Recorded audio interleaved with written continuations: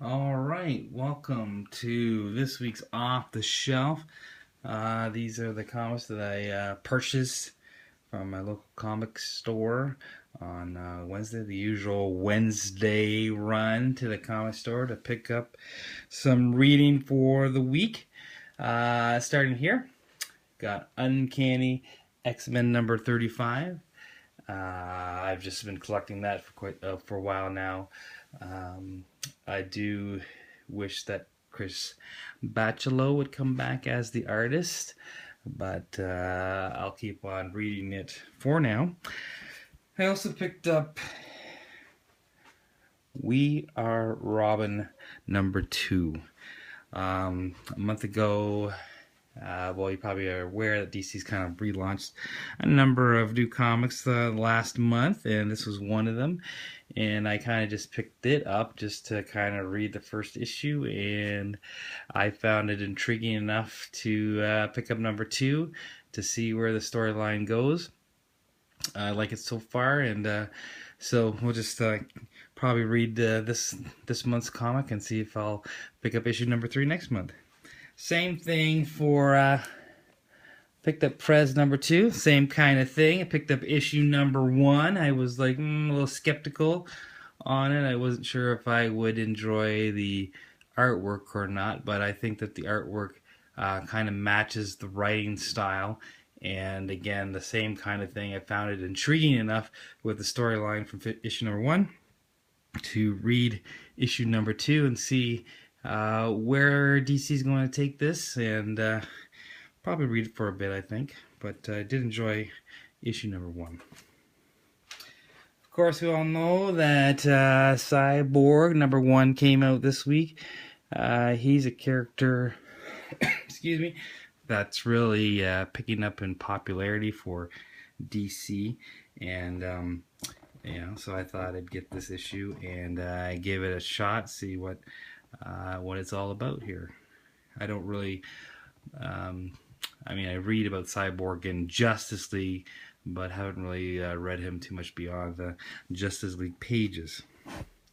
As well, picked up the variant. This is not, didn't come out this week. That's true. It came out a month ago. Starfire number 2 is out, but this is the variant cover for Starfire number 1, and I think I like that much more than the regular cover, so I picked that up as well.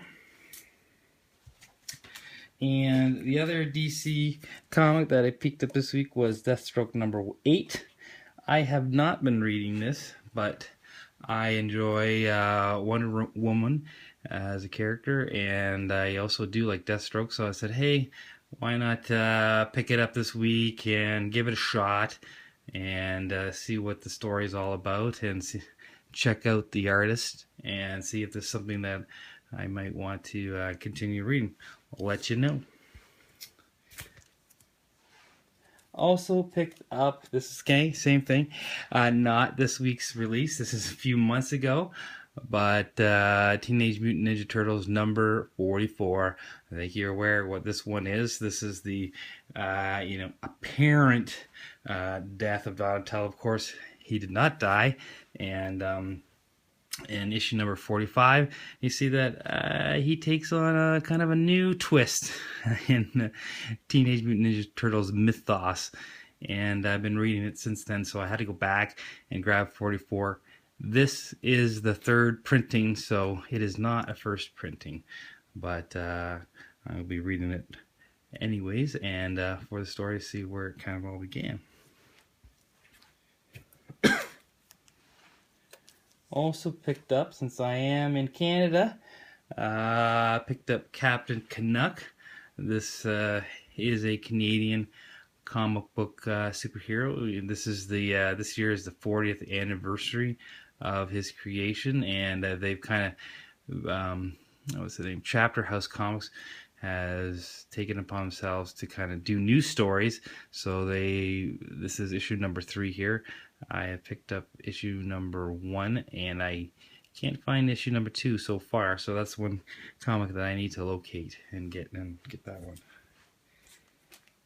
And the comic of the week, I would say, is probably Archie versus Sharknado. You've probably seen Sharknado and Sharknado 2.